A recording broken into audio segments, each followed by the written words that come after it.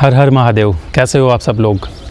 बस अब कुछ ही और दिन बचे हैं यात्रा स्टार्ट होने में, तो सबसे बड़ा सवाल या सबसे बड़ी टेंशन आप सब में और मेरे में भी इवन एक ही बात की है कि साथ क्या क्या लेके जाना है, क्या डॉक्यूमेंटेशन चाहिए होंगे, कोई सामान ऐसा छूट तो ना जाए कि वहाँ जाके हमें ज़रूरत पड़े।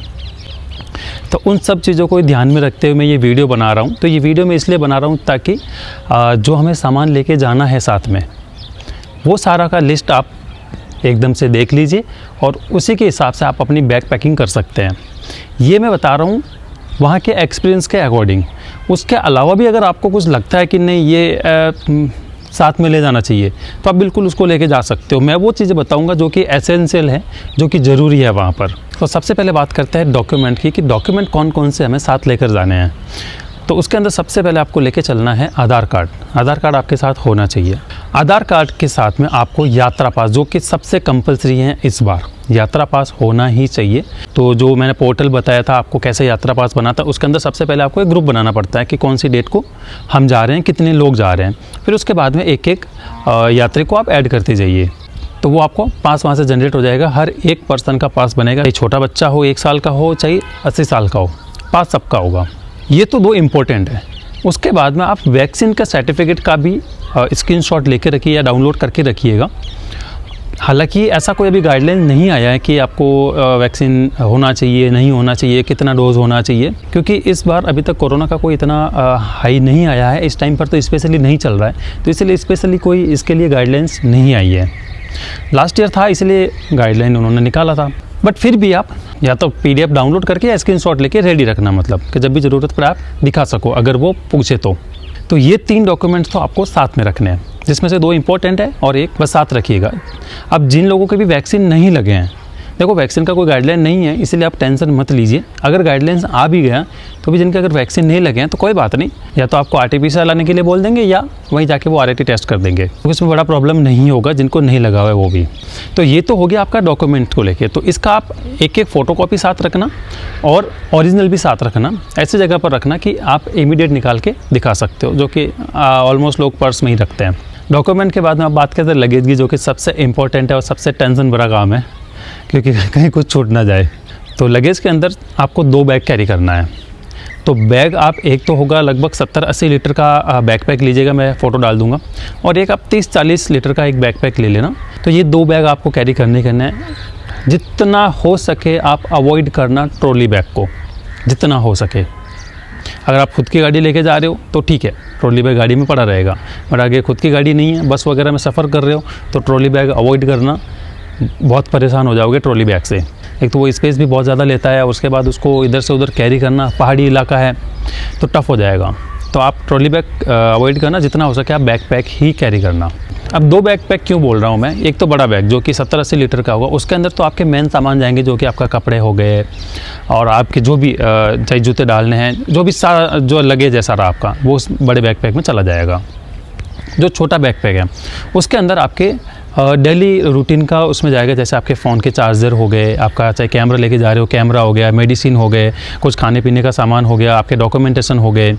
और जिस दिन आप ट्रैक करोगे केदारनाथ का, तो 1 दिन का या 2 दिन का उसके अंदर आप कपड़ा भी डाल के ले जा सकते हो, ताकि जब ट्रैक करोगे तो उस दिन आपको सारा लगेज ले जाने की ज़रूरत नहीं रहेगी। बस एक छोटे वाले बैग में जो आपका 1-2 दिन का सामान है वो डाल के ले जाइए, बाकी का सामान आप वहीं सोनप्रयाग में क्लॉक रूम में रख दीजिए, या गाड़ी है तो गाड़ी में रख दीजिए। ये तो हो गया बैग का। बैग के बाद में आ जाते हैं कपड़े, जो कि उस बैग में डालना भी तो पड़ेगा। तो कपड़ों में आप समर के हिसाब से लेके जाइए, क्योंकि दिन के अंदर तो वहाँ पर गर्मी रहेगा। तो कपड़ों के अंदर आप कार्गो कैरी कर सकते हो, इवन जीन्स भी पहन सकते हो, ज़्यादा इतना प्रॉब्लम नहीं आता। अगर आप कार्गो करोगे तो आपके लिए ईजी हो जाएगा ट्रैक करना, और उसके बाद आप पॉकेट बहुत ज़्यादा होती है उसके अंदर, तो आप सामान भी डाल सकते हो उसके अंदर। और बाकी आप टी-शर्ट्स हो गए, शर्ट्स हो गए, ये आप कैरी कर सकते हो। मई और जून के अंदर दिन में गर्मी होगी, बट शाम जैसे जैसे शाम होगी वैसे वैसे ठंड बढ़नी स्टार्ट हो जाएगी। तो आपको विंटर का भी कपड़े साथ लेके जाने हैं, जैसे कि आपका जैकेट हो गया, आप हैंड ग्लव्स एक साथ कैरी कर लीजिए। उसके बाद एक कैप, ये तो आप कैरी करना ही करना साथ में। ज़्यादा वुलन के कपड़े ले जाने की ज़रूरत नहीं है। अगर अपन विंटर सीजन की बात करते जो कि सितंबर अक्टूबर है, उस टाइम पर अगर जाने का होता तो वुलन के ज़्यादा होते और समर वाले कम होते। बट यहाँ पर उल्टा समर के ज़्यादा होंगे और वुलन के कम होंगे, बट वुलन के साथ लेके ज़रूर रखना। अभी भी 2-3 दिन पहले अगर आपने सुना हो तो स्नोफॉल हुआ है वहाँ, और अच्छा खासा स्नोफॉल हुआ है।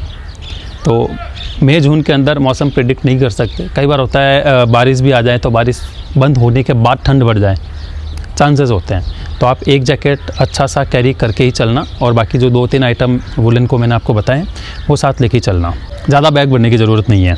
हाँ, कपड़ों का उसके अलावा भी अगर आपको जो ऐसे फ़ैशन फॉलो करनी है, आप उस तरीके से फ़ैशन फॉलो करके आप अपने कपड़े ले सकते हो। और इसके बाद में आते हैं जूते की बारी। शूज़ कौन सा लेना है? तो शूज़ यहाँ पर आपके स्पोर्ट्स शूज़ चल जाएंगे, लेदर का और कपड़े का शू अवॉइड करना। कपड़े वाले शूज़ जल्दी गीले हो सकते हैं क्योंकि रास्ते में बहुत वाटरफॉल मिलेंगे, तो वहाँ पर आपके शूज़ भी गीले हो जाएंगे और सॉक्स भी गीले हो जाएंगे, और गीले सॉक्स और शूज़ के साथ चलना आप समझ ही सकते हो, तो उसको आप थोड़ा अवॉइड कर देना। और लेदर वाले जूते भी मत लेना, लेदर का तो कोई भी आइटम मत ले जाना, चाहे जैकेट हो चाहे जूते हो, मत लेके जाना, क्योंकि वो अगर एक बार गीला हो गया तो फिर सूखने में बहुत टाइम लगता है। तो आप स्पोर्ट्स शू ले सकते हो, अगर आपके पास ट्रैकिंग शूज़ हैं तो आप वो ज़रूर कैरी करो, अगर नहीं है तो अलग से ख़रीदने की ज़रूरत नहीं है, आपके स्पोर्ट्स शूज़ चल जाएंगे।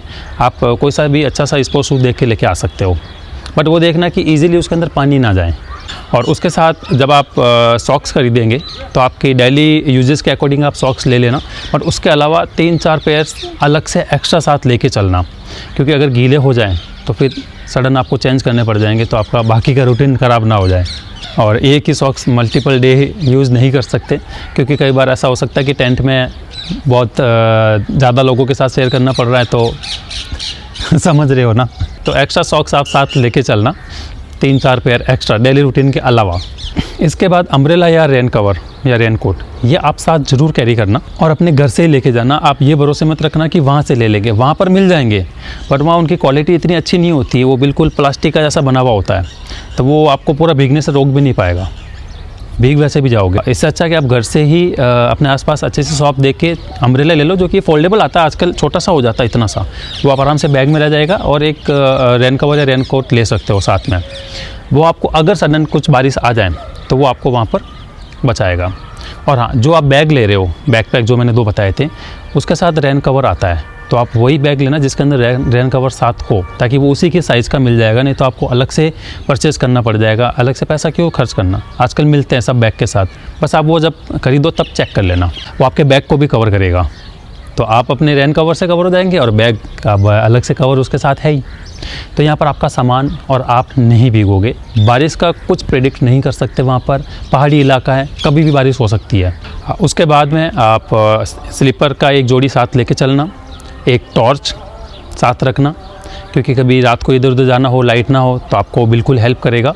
एक पावर बैंक आप साथ लेके चलना, और 10,000 20,000 mAh आप कितना यूज़ करते हैं फ़ोन को, उसके अकॉर्डिंग आप साथ कैरी कर सकते हो। मैं रिकमेंड करूँगा आप 20,000 mAh का ही लेना, क्योंकि अगर वहाँ जा रहे हैं तो बहुत सारे फ़ोटोज़ वीडियोज़ अपन बनाएंगे, रास्ते में भी बनाते हुए जाते हैं, वापस आते टाइम भी बनाते हैं, तो बैटरी ड्रेन हो जाती है, और वहाँ पर चार्जिंग करने के इतने ज़्यादा ऑप्शंस नहीं हैं। एक भी रूम मिलेगा तो आपको उसके अंदर एक प्लग मिलेगा। अब एक प्लग के अंदर बहुत सारे लोग हैं, कितने लोग कहाँ चार्ज करोगे? वहाँ पर इलेक्ट्रिसिटी इतनी स्ट्रॉन्ग नहीं है, मोस्ट ऑफ वो सोलर पैनल से चलता रहता है, तो वहाँ पर सफ़र करना पड़ सकता है या बहुत लंबा वेट करना पड़ सकता है। तो इससे अच्छा है पावर बैंक से आप चलते फिरते चार्ज कर लो अपना, तो आप अपना इलेक्ट्रिसिटी साथ लेके चलो। उसके अलावा जो मेडिसिन्स हैं, तो अगर आपकी कोई रूटीन मेडिसिन चल रही हैं तो आप वो मेडिसिन साथ ज़रूर कैरी करना। और उसके अलावा पेन किलर, फीवर का टैबलेट, उसके बाद एक पेन किलर का जो स्प्रे आता है वॉलिन या ये मूव का स्प्रे आता है, वो साथ आप ज़रूर लेके चलना। जो लोग ट्रैक कर रहे हैं तो उनको घुटनों में प्रॉब्लम हो सकती है, या कहीं पर भी चलते फिरते भी कई बार चोट लग जाती है, तो वहाँ पर हेल्प करेगा, तो वहाँ पर उसकी आपको नीड हो सकती है। और इसके साथ ही आप एक वाटर बॉटल ज़रूर कैरी करना, जो कि सबसे ज़्यादा इंपॉर्टेंट है और आपका मनी सेवर है, बहुत सारा पैसा ये बचाएगी। तो वाटर बॉटल जो है हॉट एंड कोल्ड वाली अगर हो तो और ही ज़्यादा अच्छा है, और वो ना भी हो तो कोई बात नहीं, नॉर्मल वाटर बॉटल भी आप एक कैरी कर सकते हो। अगर आप घर से नहीं ले जाना चाहते कोई बात नहीं, वहाँ पर एक बोतल खरीदोगे पानी पीने के लिए, एक खरीद लेना, उसको साथ कैरी कर लेना, फेंकना मत, उसी को आप रिफ़िल करते रहना। बहुत सारे वाटरफॉल टाइम टू टाइम मिलते रहता है, तो पानी का पैसा बिल्कुल 100% बच जाएगा आपका। और वाटरफॉल का पानी तो अमृत है, उसको तो पीने से आप वंचित रह ही नहीं सकते, और रहना भी मत। और कपूर साथ में रखना, कभी चलते चलते अगर आपको लगे कि हाँ थोड़ा ज़्यादा ही थकान हो गई है, सांस प्रॉपर नहीं आ रही, ऐसा तो होता नहीं है, बट कई बार वहम आ जाता है, तो आप कपूर साथ रखो, कपूर सूंघ लो, आपको बिल्कुल थकान स्लो डाउन हो जाएगी आपकी, जो सांस का हार्ट बीट जो है वो भी बिल्कुल नॉर्मल हो जाएगा। तो आपको थोड़ा ईजी रहेगा आगे चलने में। मुझे तो अभी तक ज़रूरत नहीं पड़ा ऐसा, तो मैंने बाकी सब फैमिली मेम्बर को ये बोला हुआ था, तो उन्होंने साथ कैरी किया था और मेरी मदर ने इसका यूज़ भी किया था, उनको काफ़ी रिलैक्स मिला। तो आप भी ये यूज़ कर सकते हो और ये काफ़ी इफ़ेक्टिव होता है। और आप एक ऑक्सीजन सिलेंडर भी ले जा सकते हो, अगर कोई बुज़ुर्ग चल रहे फैमिली मेम्बर तो आप ऑक्सीजन सिलेंडर भी साथ लेके चल सकते हो। 400-500 रुपये का आता है। आपके आसपास जो कोई मेडिकल का शॉप है वहाँ पर आपको मिल जाएगा, या आप हरिद्वार ऋषिकेश में भी ले सकते हो। बट मैं वहाँ आपको लेने से मना करूँगा, क्योंकि वहाँ पर उस टाइम पर बहुत भीड़ होगा, आपकी गाड़ी अच्छे से क्रॉस हो जाए वही एक बहुत बड़ी बात होगी। तो अलग से रुकने का इतना टाइम नहीं मिलेगा वहाँ पर, तो ड्राइवर सीधा देखेगा इतने भीड़ में से गाड़ी निकाले, क्योंकि उस टाइम पर बहुत ज़्यादा भीड़ है। इससे अच्छा है कि आप घर से ही बाई कर लो, आपके आसपास की दुकान पर जाके अच्छा सा एक ऑक्सीजन सिलेंडर ले आओ। अगर आपके साथ कोई एज वाले चल रहे हैं जिनको सांस की प्रॉब्लम हो सकती है, आपको ऐसा लगता है, तो अदरवाइज़ ज़रूरत नहीं है। उसके बाद आप कुछ ड्राई फ्रूट और खाने पीने का सामान साथ ज़रूर लेके जाना, मतलब ऐसा ले जाना जो जल्दी ख़राब ना हो। जैसे ड्राई फ्रूट्स होते हैं वो जल्दी ख़राब नहीं होते हैं, वो आप साथ लेके जा सकते हो। तो कुछ खाने पीने का सामान आप बैग में ज़रूर रखना।